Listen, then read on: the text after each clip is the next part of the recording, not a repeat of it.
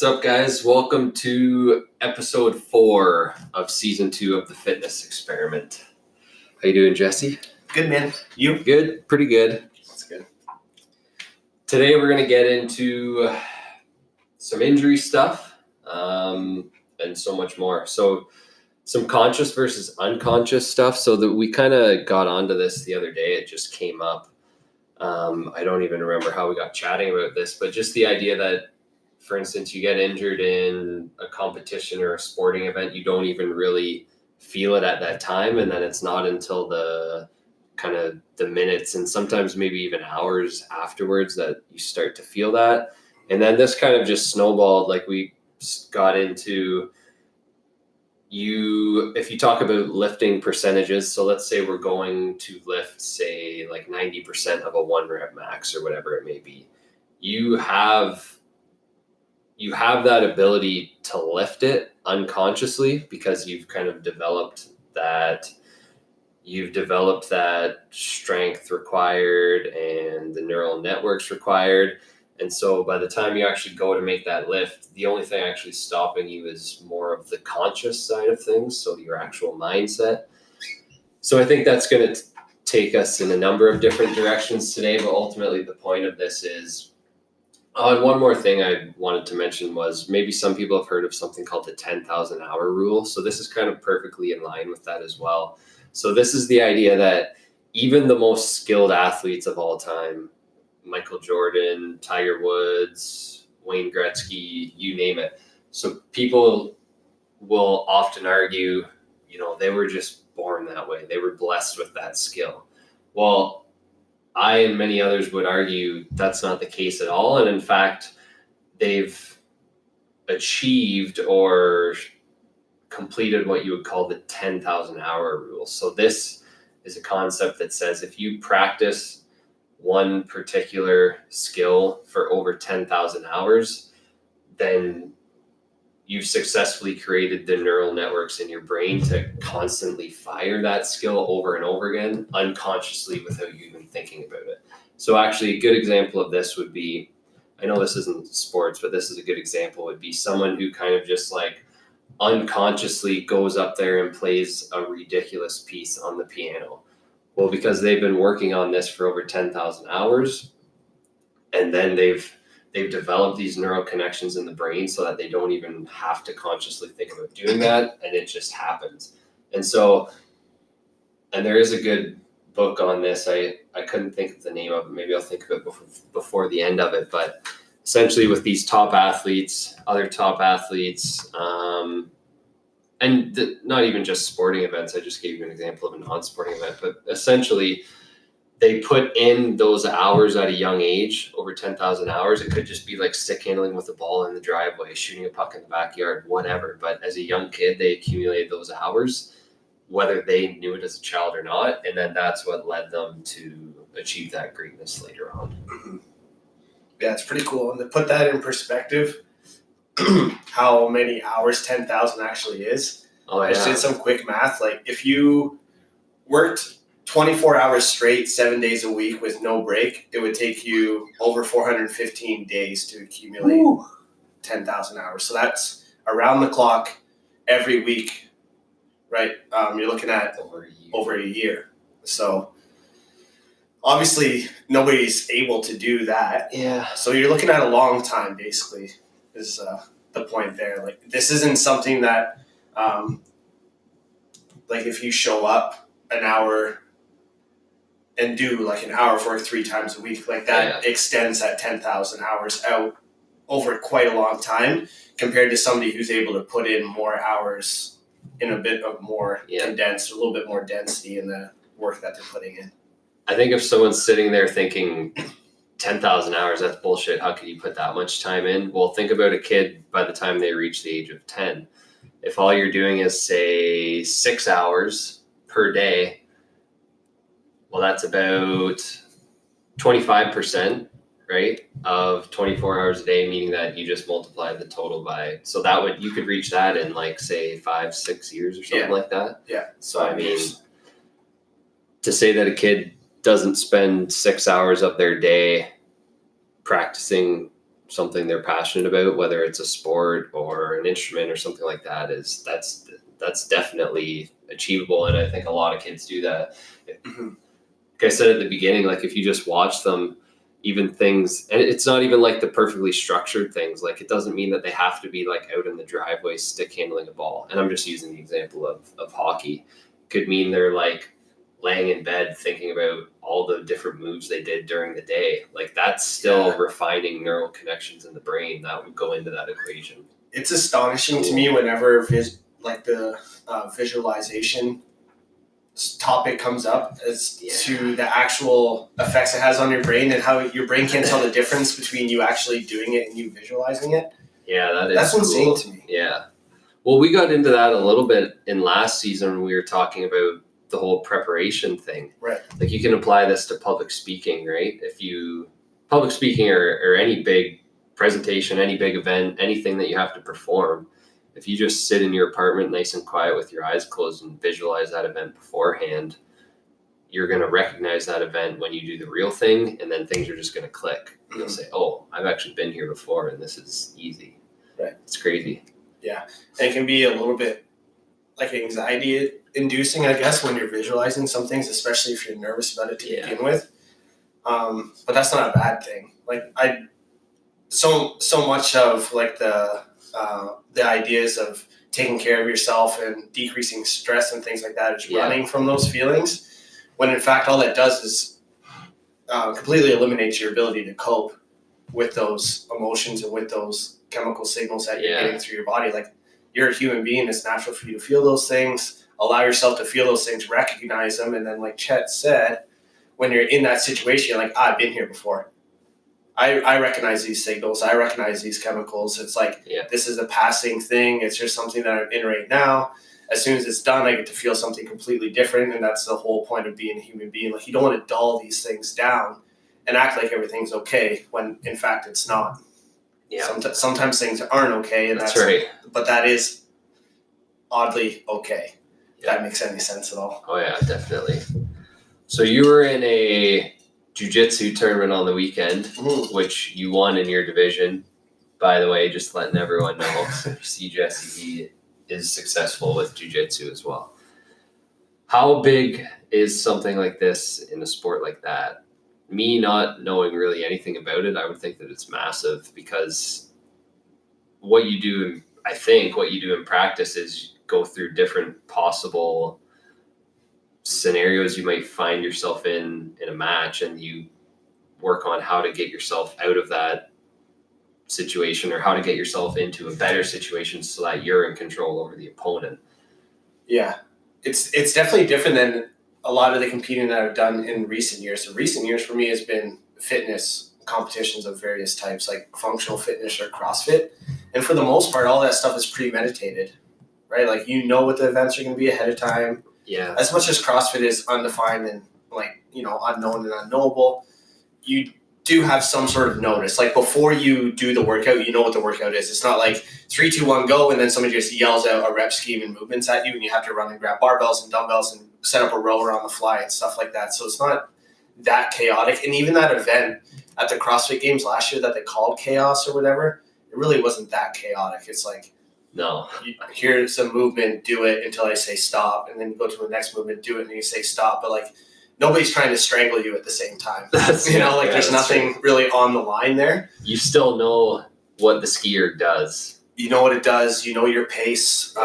In a workout like that, unless you're a complete dum-dum, you're not going to go all out on all the movements because you have no idea when it ends. Yeah. But you have control of your pace also, which is something different. Like submission grappling, you don't have control of the pace all the time because it's, two forces coming together, and then you have to react to the force that's acting on you, and then, counter that with something that you've learned in your training. So that was cool for me. I've done a couple other competitions in submission grappling. I've competed in martial arts since I was I think my first competition I was 8. So I know the feeling a little bit. It had been a really, really long time. And I was super, super nervous all day long about it. Being I think it was my 3rd grappling competition this year.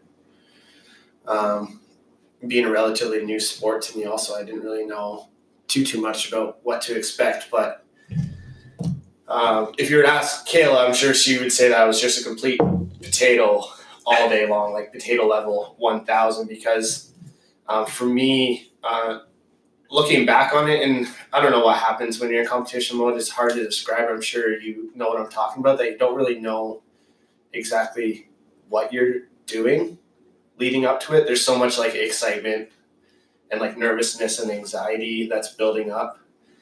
And you're like trying to process that and trying to go through different scenarios in your mind. So if somebody outside of your mind tries to talk to you, you're so focused on that it's just marbles. Like there's no real communication. It's not awesome, but I don't know how else to deal with it. That's how I cope with it, I guess, is I just focus on trying to visualize what I'm doing and things like that. But it was fun. It was a fun competition. But kind of going into what we're talking about today with it is like with those events and what you're feeling in those moments is like very specific to yourself, and nobody else really knows what that feels like, which I think is pretty cool. I think that's part of what I really like about competing. And we've talked about this a little bit before, is like those experiences and those feelings are something that nobody else gets to feel. Like you're the only one that gets to feel what that feels like. You're the only one that gets to,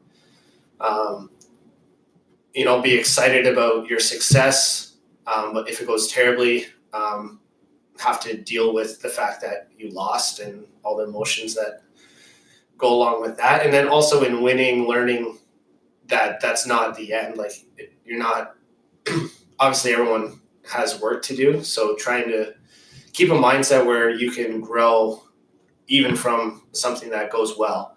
I think that's something that can be taken away from competing in general. That's what I'm really impressed with. If somebody comes up to me after a CrossFit competition and they do well, and they're like, yeah, but, and they can pinpoint certain things that didn't go the way that they had planned in their mind, right? And like, okay, well, that didn't go as planned, so how do I make that go a little bit better next time? And I think the best athletes do that. Whereas some athletes that maybe middle of the pack or somewhere near the bottom don't have the same sort of awareness all the time. And it's so much about points, winning and losing as a success measure rather than what they expected out of themselves and what the result was. Because winners expect to win, right? Using CrossFit, or let's use a better example. Let's use Tiger Woods in his prime, because that's a kind of a broader audience. Like the amount of swag that was dude a had, menace. it was unbelievable. He completely changed the game. And the amount of confidence that he had, like he knew he was going to win, but even when he won, if you listen to his interviews, it was never about the fact that he won. It was about what he didn't do well. And you can go back and watch them. He's wearing the same red every single interview, so it looks like the same one, but every single Sunday after he won, he doesn't talk about what he did well. He talked about what he needs to do better for next time. Yeah. And that's what made him the best in the world. Even though he knew he was the best, it didn't matter. He still wanted to be better. And that's pretty cool. Yeah, he was pretty ridiculous, really. We've definitely we lived through a pretty good era. Through a pretty good era for athletes like that. You always lose sight of that and look behind you and go, oh man, like all those athletes, those insanely successful ones that were around. I wish I could have been around when they were around, blah, blah, blah. But he was. There's a couple going on right now in hockey for sure. Oh, yeah. Crosby, Ovechkin, LeBron, pretty ridiculous. I don't know jack about basketball, but everyone says he's like obviously once in a generation player, just being so well rounded. And so, yeah, it is. It's fun to watch those athletes, especially with their interviews, because that's when their mindset comes out, which at the end of the day, that's all that matters. I mean, that's why they're so skilled. That's why they're so successful. It's because of what's in between their ears. Right. So that's a big part too. It's not just the skill factor. They are skilled because they are so mentally on point. Yeah. And every championship interview you ever listen to, you'll hear an athlete say, I've seen this before. Yeah. Like they've for sure visualized themselves being there, winning the championship. Like, I've seen all this already. Like, I knew this was going to happen. The latest big star in MMA right now, Israel Alazin. I can't pronounce his last name. He's got a crazy last name. He's a new middleweight champion in the UFC, and he's just like that. He's just kind of like Conor McGregor, where he has that polarizing sort of personality. But all the interviews are like, I knew this was going to happen. I'm not surprised. Like, this is what I expected to happen. I knew this was going to happen. I've seen this happen. Like, this guy, it was pretty crazy entrance and everything to his last fight. And then before the round that he knocked out his opponent, he takes out like a pretend notebook out of his pocket and signs it. It was like Death Note. Goes out and knocks the guy. But just like having that level of confidence and knowing exactly, like, that's insane to do. And like, to be like that in that kind of sport where it's like, if you talk so much shit and then you get beat in front of millions of people, like, how do you live with that?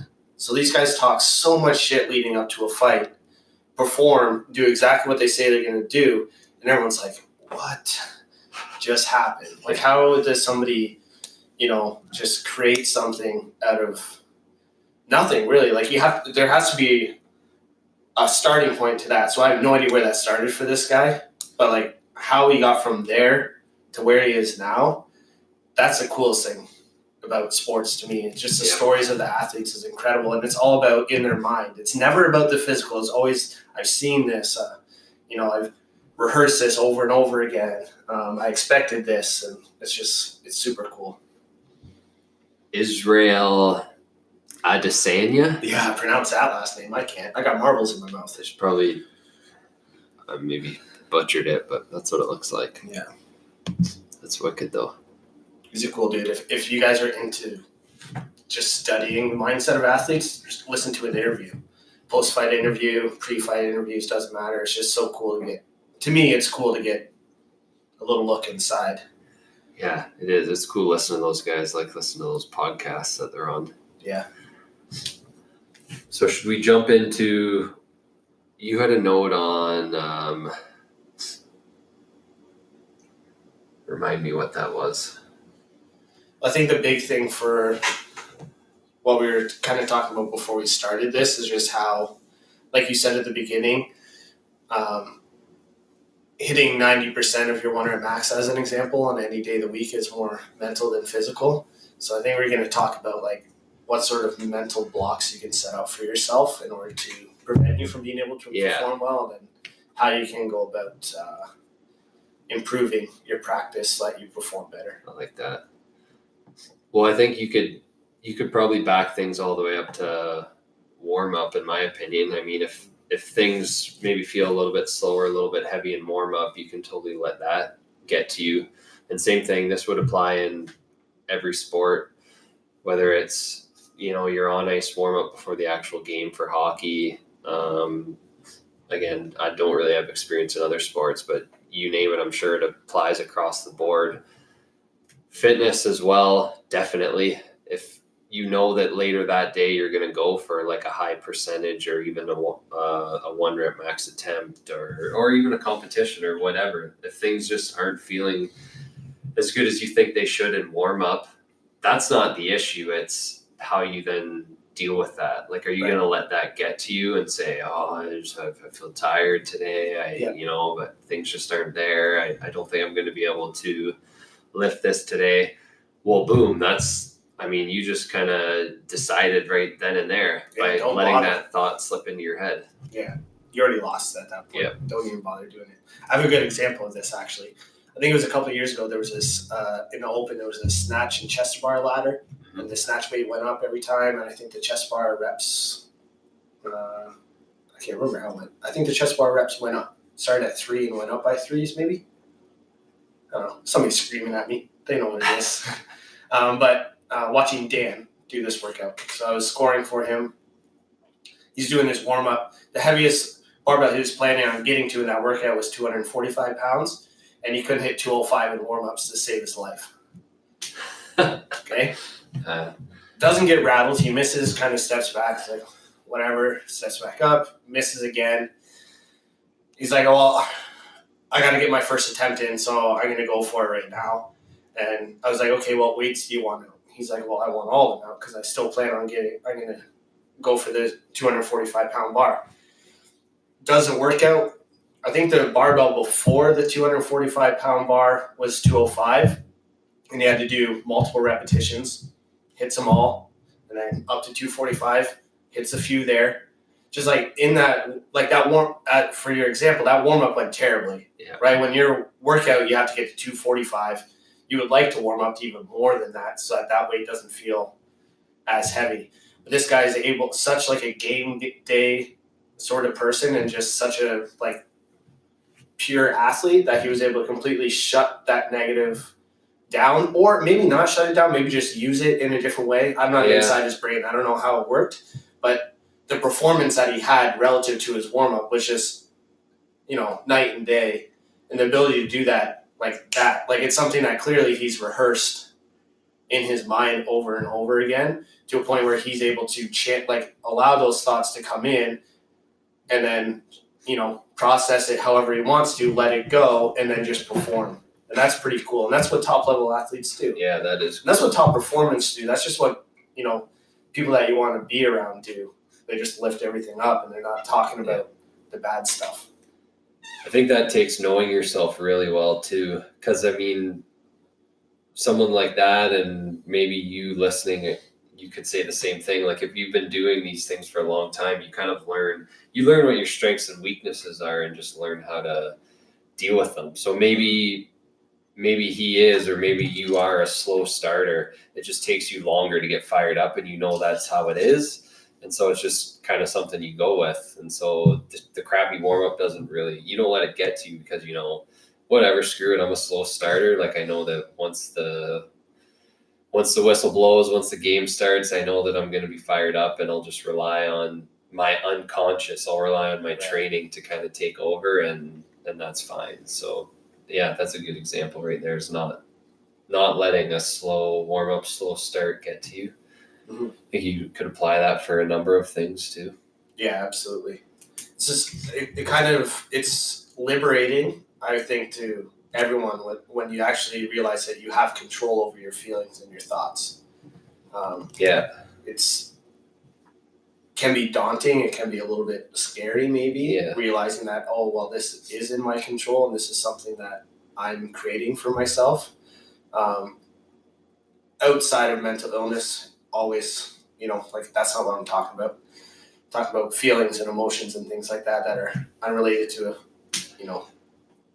I guess I have some kind of real life practical comments on that, because I know we've been kind of abstract a little bit thus far. I know Charles Poliquin was big on this, and I know a lot of Olympic athletes were as well. So I can't remember who. It might have been maybe Ben Johnson. I can't remember if it was him or not. And the sprinter? Yeah, and was juicing, but throw that aside, because everyone during that era was juicing. So maybe if you remove all the roids, he still would have been the best, because every single person he was competing against was juicing. So just throw that to the side. He would hit I don't know if it was max or just incredibly high percentages, but he would back squat before a 100-meter sprint, just to get that central nervous system firing, lit up. That's cool. Poliquin was really big on this too. Charles Poliquin, with a lot of his athletes, Olympians included. He would have them, not always right before, sometimes it would be earlier that day. He would have them perform very, very low repetition, 1-2 reps at very, very high percentages. Again, can't remember if they went to max 100% or if it was always just 90 plus. But very few reps, obviously very few sets, never going to fatigue, but just as explosive as possible. And then that would help them kind of be ready to just fire later on. And I think NHL players, I think he did it with, maybe Olympic wrestlers. Again, I can't really remember the specifics, but you could apply this. I used to try this with hockey, to be honest, and I liked it a lot because I was always one of those slow starters. Like I felt like I never felt my best until like halfway through the second, always felt the best in the third. That's kind of just the way I was. And I found that if I would do like a little short kind of activation workout with these high percentages, very low reps, very explosive earlier in the day, then I just felt more ready to go come game time. So there's definitely something to that. And I don't know about you, but sometimes I feel this same way with like even workouts, fitness. If I do some type of like activation, lighter volume workouts earlier in the day, and then I go back and lift later in the day, same thing. I always just feel like I'm so much more fired up, ready to go. The heavy weights just don't feel as heavy. Everything's more poppy. And so I think that works for some people too. And considering Poliquin used it, there's obviously something there because he had a ton of success. Yeah, for sure. I wonder if you had a name for that. I don't know. They actually had a post on it very, very recently. Maybe just, to be honest, it might have just been like CNS activation training or something like that. That's cool. Yeah. Yeah, I think the cool part about that, like, yeah, for sure the body's getting going before the game, but mentally also you're focusing in on becoming more in tune with how you're feeling that day, which carries a lot of weight to it as well. Get yourself fired up early in the day instead of just sitting around waiting, getting anxious and nervous and using, that could be used negatively, I guess. I like that Poliquin stuff is still coming out.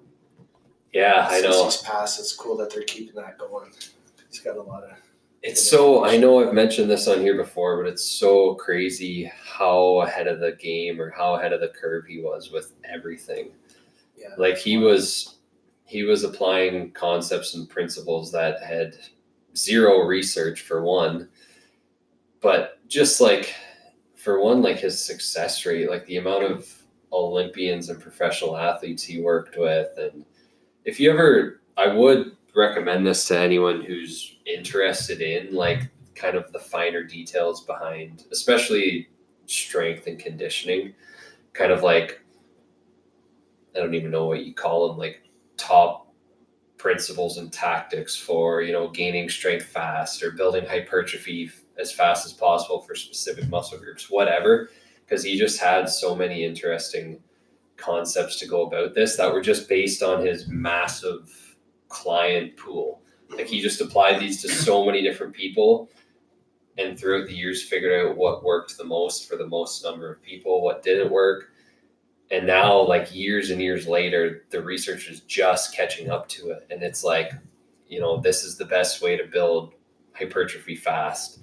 Whereas Poliquin would have been like, no shit, I've been doing that for like 20, 30 years. Yeah, so cool. It's cool. Yes. Just ahead of the curve for sure. Yeah. I had one thing that I wanted to get into, and I know we gotta get going soon. So I basically just want to talk about how we can teach control for your thoughts and why you might feel like you're in a bit of a cycle when it comes to training. So some days you're on a big, big, big high. Yeah. Then the next day you come in and it's super, super low. One day you're excited to go to the gym, the next day you're not excited to go to the gym. That happens to everybody. So how can we control and become a little bit more even keeled and a little less of the peaks and valleys? Yeah, I like that a lot. So, it's easy to say you're in control of your feelings, you're in control of your emotions, but that's kind of like saying you're in control of squatting well when you're training. Like there has to be some sort of process to learning how to squat better, right? Like the setup where the barbell is, do load sequencing, tempos, sets and reps, and like all the little intricacies. So just saying like, well, change your mind and just be motivated and excited, whatever that means, isn't very productive at all. But I think the biggest problem that we run into that I don't think a lot of people realize is that so much of our body and mind kind of like lives in the past through past experiences, past traumas, whatever.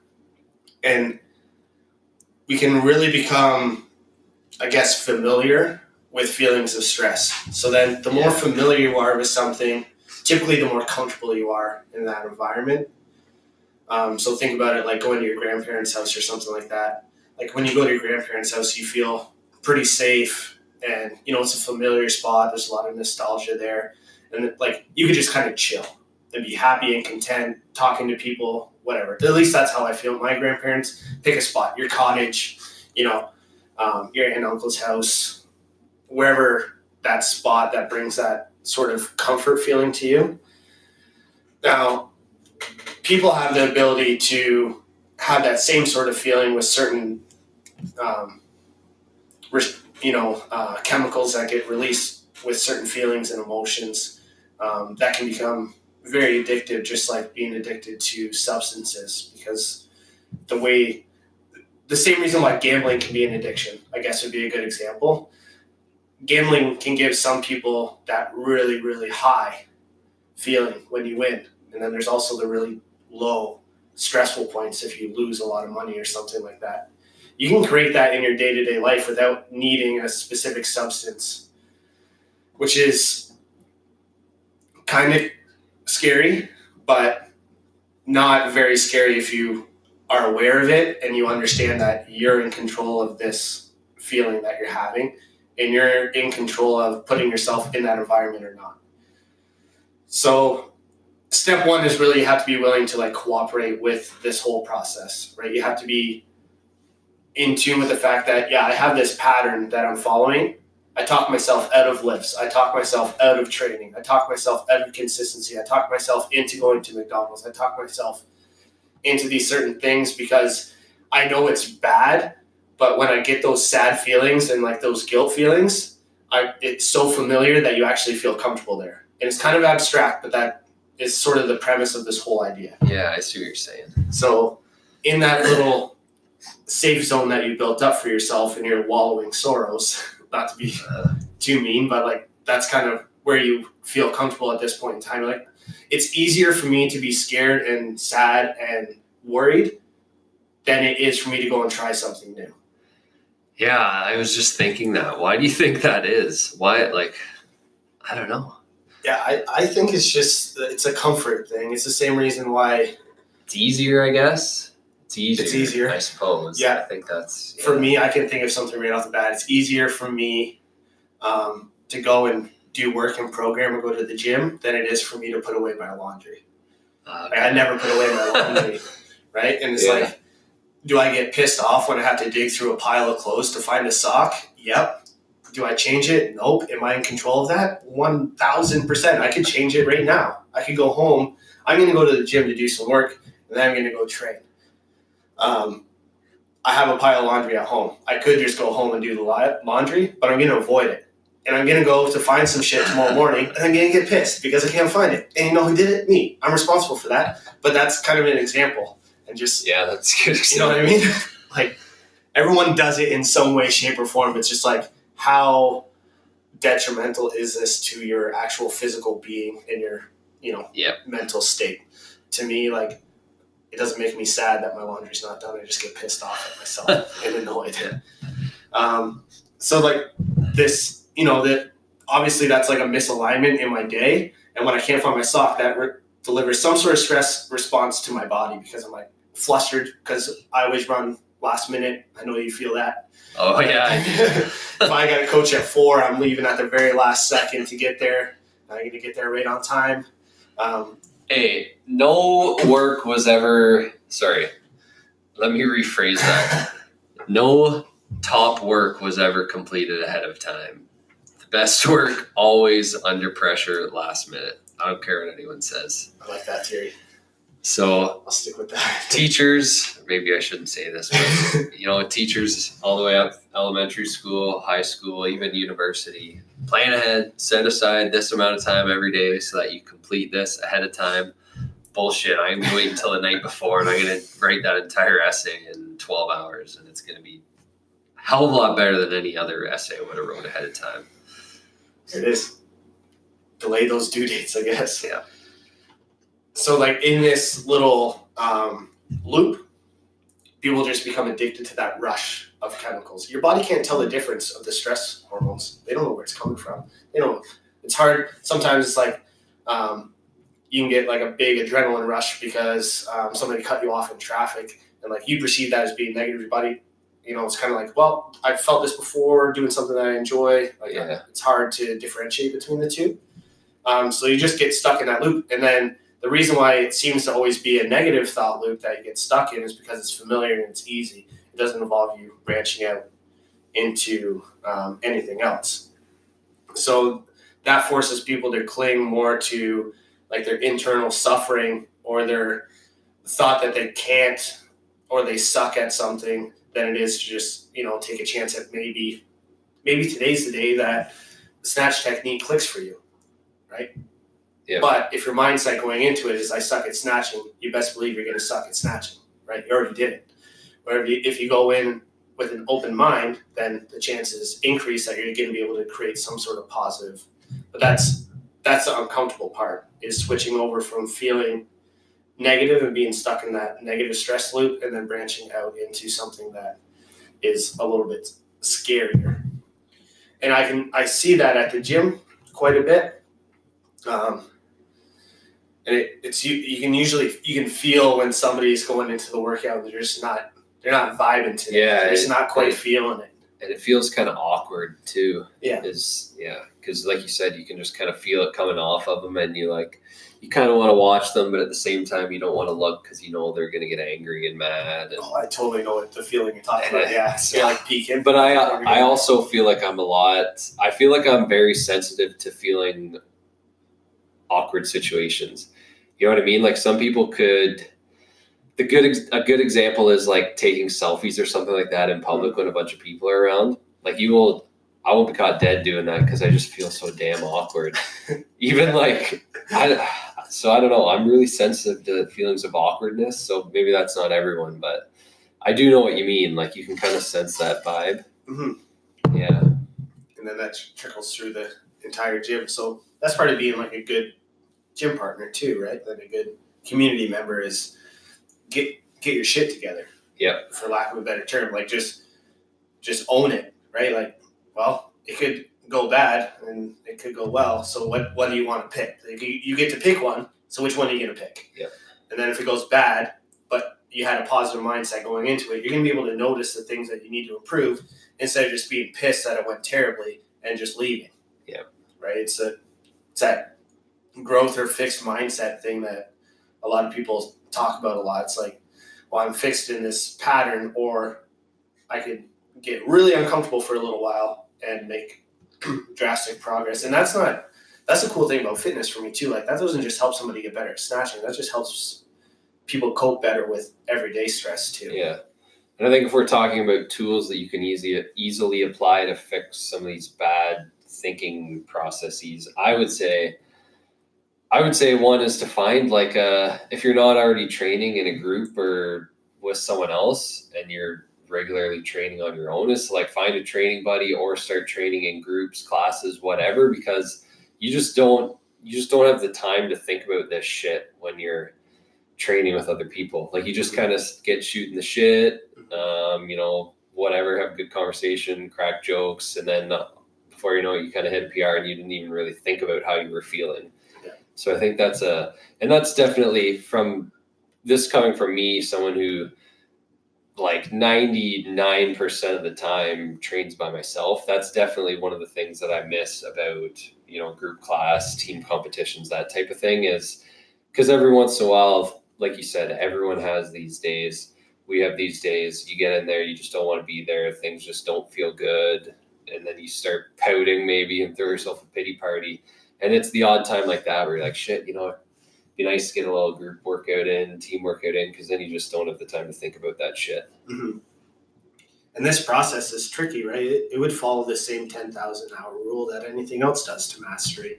It takes a hell of a lot of practice to get to that point where you can, on a dime, change your mindset on something. Yeah. You're not going to be able to. So if you're listening to this podcast and you're like, oh, I'm going to the gym this afternoon, I'm going to try this. Be patient with yourself, because if you try to just switch yourself over to a new feeling, Yeah. you're gonna feel the negative thoughts coming back in also. And then you're like, and then that could kind of throw you for a spin and focus too much on those thoughts. Understand that they're gonna come, just kind of let them go, right? Yeah. You're like, oh yeah, I remember that. Oh yeah, this feeling comes up a lot. Oh, I've seen this before. And just kind of like move on. It sounds hippy dippy and like meditation, sort of like. And I guess that's what it is. But it works if you but you have to keep practicing every single time and showing up and being consistent with your efforts on that. Yeah, and another part of that whole 10,000 hour equation is it's not, so people always say practice makes perfect, but it's actually perfect practice makes perfect. Mm-hmm. So there's a difference there, or dedicated practice, not just like mindless, multitasking practice. So there is definitely a difference there. Like you have to be intentional with things. Writing things down is a way to be intentional. So it's not just, if we're using this example of the gym, it's not just you're on your way there, driving there, and you step out of your car, grab your gym bag, and just kind of think to yourself, you know what, today I'm going to be better. Well, what the hell does that mean? Like that's not very intentional, or that's not perfect practice. Like we're talking kind of plans, writing things out. Like if this specific thing pops into my head if this particular response pops into my head when I miss my next lift. So let's say classically, whenever you miss lifts, you have this exact same response in your head, and it goes a little something like, oh, I'm weak and tired today. Why can't I lift this? I suck at snatching.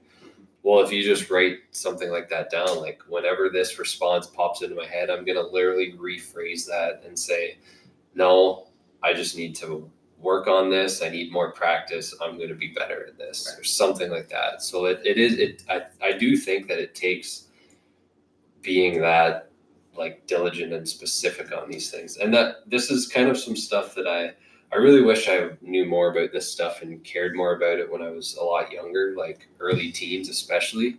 And I think it is the athletes who master this at a younger age. I think those are the ones that go on to be the professionals, whether they know they're doing it or not. Some have probably been taught, some just automatically do it, whether that's from influence from peers or family or whatever. But I do think that would be the difference maker. And like you mentioned at the start, we'll never know, because only you individually know what the hell you're actually thinking and feeling during sporting athletics competition. But I think that's it's what's between your ears. Yeah. So I guess that's the theme of this episode here today. Yeah. And the more you focus on that stuff, the more abstract it can kind of feel sometimes. But that doesn't mean it's not there. We all feel it. We all have the same emotions. Yeah. I have a little trick for something practical that somebody can use, like just using snatching as an example. Or any movement that you're kind of working on, or any skill that you're trying to develop, is to create like 3 steps in your mind that you have to complete in order to have a successful outcome. And I learned this from Chad Vaughn when he came and did a weightlifting seminar at the gym.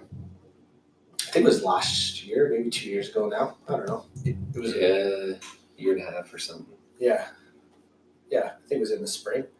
Anyway, if you haven't heard of Chad Vaughn, he's incredible, Olympic weightlifter from the States. And not only that, but just an incredible coach and a really good follow on Instagram, actually. If you're looking for tips and tricks for weightlifting, he's got a lot of good stuff on there. And he's just a super cool guy. It was nice to have him around. Is he the Squat University, or is he actually under his own name? Because don't they feature him a lot? They feature him quite a bit because he does have a lot of good content. But he's with the Power Monkey team. Oh, okay. And he has his own weightlifting, Vaughn weightlifting. But his thing was creating a mantra for every movement. And now in the seminar was obviously for snatching and clean and jerks, because that's what we were focusing on, because it was a weightlifting seminar. But I took it and tried to apply it to just multiple things and see how it affected the outcomes there. But the premise is you pick 3 things, one thing for the start, one thing for the middle, one thing for the finish. And all for conscious things, not the unconscious things. So using snatch as an example, like catching the bar, that's an unconscious response. You're not consciously thinking to catch the bar. It's a reaction that your body has naturally. And, like there's cues to help you with the position of the catch, but physically catching the barbell is something that you just do out of a reaction. The only way it doesn't happen is if you mentally stop yourself from doing it, right? And we all know the big high pull that happens. Like you just forget to finish the movement. You just voluntarily stop doing it. That's not an unconscious thing. You stop yourself from. That's interesting though, because there is definitely a split second in there where, like, you don't know what's going. You don't know what happened. Like, you just kind of black out, and it's like, I hope I catch it. Yeah. So the 3 things for snatching that he had for me was close, no feet. Nope, that's not it. What was the first one? Oh, first was tall, close, no feet. Those are the 3 things I had to think about. So instead of cueing like butt down, chest up, knuckles under, all the specific things, like rhyming them out at me, his cue is tall. So in my setup, get taller. The barbell is getting away from me in the second pull, so once the bar cleared the knees, I just think about close. And then I was jumping back too far, so he said no feet, so I would think about using my legs more to drive through the ground and then drop under to catch just as a reaction, right? So those are the 3 things that I was focusing on. But when you give yourself 3 things to focus on, what I noticed in my weightlifting ability is that I was able to understand what I was doing and why I was doing it. And it brought me some clarity and something to work on every single rep instead of just, okay, I'm going to go snatch. Like, well, what does that mean? Mm-hmm. Right? So it gave me 3 things to focus on. And 3 things is pretty easy. Even when you're moving quickly through a snatch movement, you can think tall, close, no feet. That's pretty easy to say in your head. No matter how fast you're moving the barbell, it's not moving that fast. So applying that to whatever you're doing gives you some sort of control. And then if a rep doesn't go well, it gives you 3 things like, well, which of the 3 didn't go well? Right? Did my feet move out too much? Okay, well, we know from like a coaching standpoint, then that means I didn't drive my legs to the ground and I got behind the bar too early with my shoulders and like all these technique things went off. But I can't think of that when I'm trying to snatch. So the more words you have flying around in your brain box while you're trying to snatch, the more detrimental it's going to be. So it simplifies everything for you. It takes a lot of practice to do that, to pick it out, and for movements, it'd probably take a coach to help you do that. But you can definitely apply that to even just getting to the gym, right? What 3 things you kind of need to have happen that's cool. Before like you go. That. It's kind of cool. I have a lot of questions in response to that, but we don't have time. So I'll save them. So, no, I like that. I think we could definitely keep that last part going because that's, my opinion, probably something that a lot of people would love to have more practical tips around, I think, because something like Olympic weightlifting is just so bloody complex and sometimes it can be overwhelming thinking about what to work on. Mm-hmm. I even see this during group class sometimes. It's like you give someone a cue or a pointer and then you watch them in their setup for the next lift and their eyes are, you can't see me right now, but their eyes are shooting 10 different directions all at once because they're trying to think about all the different cues and the order of different events to make sure they hit during the lift. And so, yeah, something like that I think would be very cool. So that's it. Gotta go. That's a wrap. You guys know where to find us. Would love to have some questions, comments, and feedback in response to this. Let us know what you think if you have any questions in response to this. You managed to get a couple guests booked? Yeah, we did. I don't want to mention the one because I don't want to butcher their name. Like I know who it is. I just can't specifically remember what their actual Instagram handle is, so I don't want to give it right now. But another group based out of London. successful physiotherapists have their own podcast. Been doing it for longer than we have. A lot of expertise. Going to be cool to talk to them. Some other kind of strength and conditioning folk as well. Cool. All right. All right. See ya. So.